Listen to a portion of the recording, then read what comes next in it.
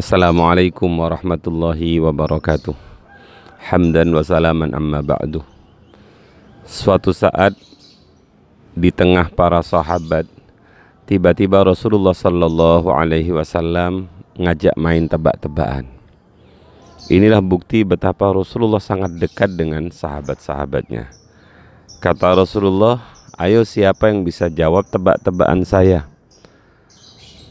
Manusia yang hebat, mukmin yang luar biasa bagusnya, seperti pohon. Pohon apakah itu? Para sahabat semuanya berpikir dan tak ada satupun yang ngacung menjawab. Sebenarnya di antara sahabat itu ada seorang pemuda hebat namanya Abdullah bin Umar. Abdullah bin Umar itu paham. Tapi Abdullah bin Umar ketika mau menjawab, beliau ngelirik dulu. Ada seorang sahabat senior namanya Sayyidina Abu Bakar tidak menjawab. Dia kemudian berpikir, lah kalau Sayyidina Abu Bakar saja nggak bisa menjawab, bukan berarti dia nggak bisa. Pasti bisa. Tapi karena tawaduknya, ketemu pirang perkara saya yang masih bau kencur ini jawab. Saya lihat ayah saya, Sayyidina Umar juga enggak menjawab. Padahal Sayyidina Umar itu adalah seorang tokoh yang usulnya sering persis dengan Al-Quran.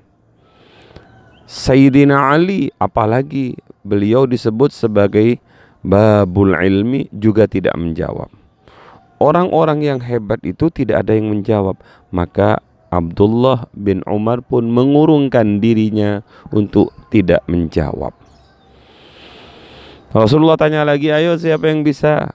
Belum ada yang ngangkat, belum ada yang jawab. Nyerah, nyerah ya Rasul. Akhirnya Rasulullah menjawab bahwa manusia muslim, manusia mukmin yang hebat seperti pohon, dan pohon itu adalah pohon kurma. Pohon kurma. Kemudian ada ayat yang menggambarkan seperti apa hebatnya pohon kurma ini. Alam tara kaifa daraballahu mathalan kalimatan thayyibatan ka syajaratin thayyibatin asluha thabit wa far'uha fis sama' tu'ti ukulaha kullahinin biidzni rabbiha wa yadribullahu al-amthala linnasi la'allahum yatadakkarun. Kenapa pohon kurma ini yang dipakai oleh Rasulullah sebagai perumpamaan tamsil muslim yang hebat?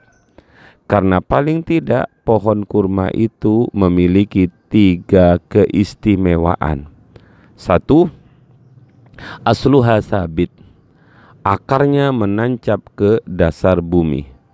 Wa far'uha fis sama, cabang-cabangnya menjulang ke atas.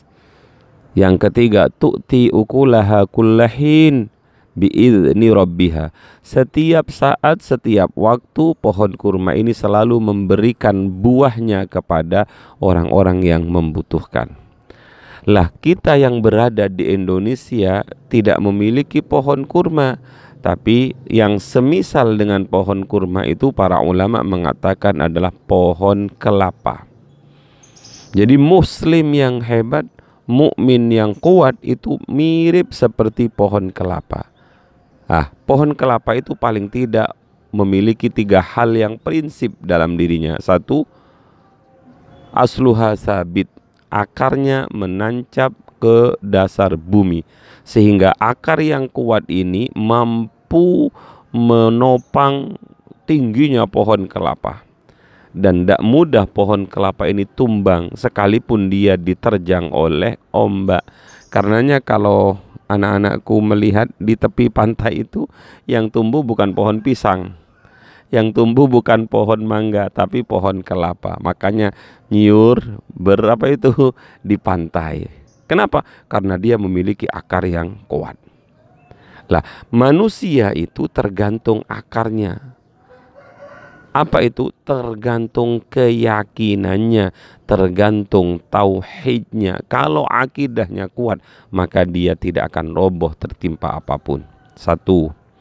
Yang kedua, pohon kelapa itu memiliki far'uha fis sama.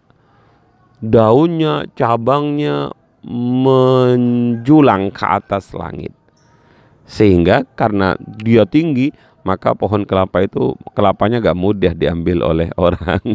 Yang kedua, maksudnya menjulang ke atas langit itu adalah amalnya langsung kepada Allah Subhanahu wa Ta'ala.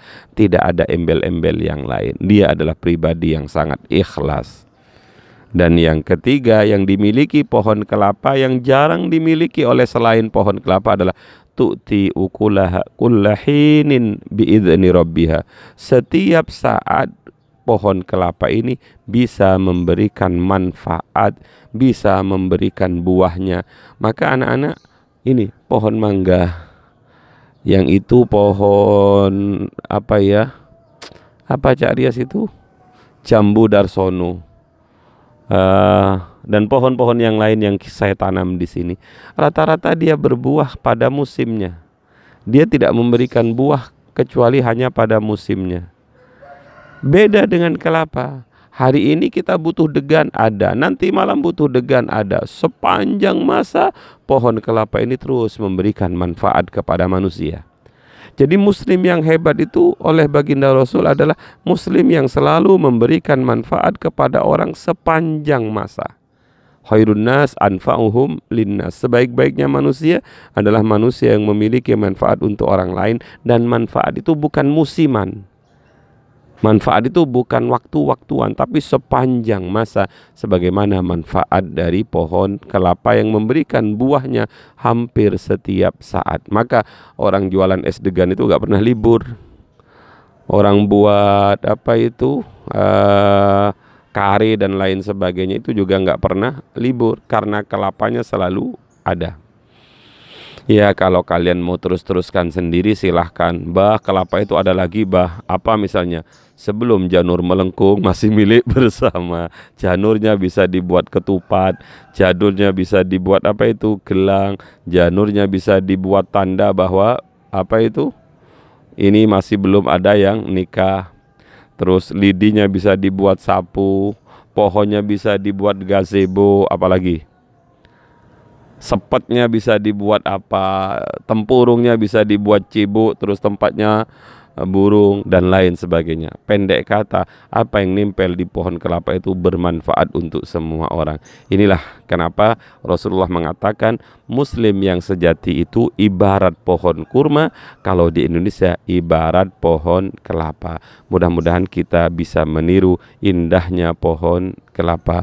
Wassalamualaikum warahmatullahi wabarakatuh.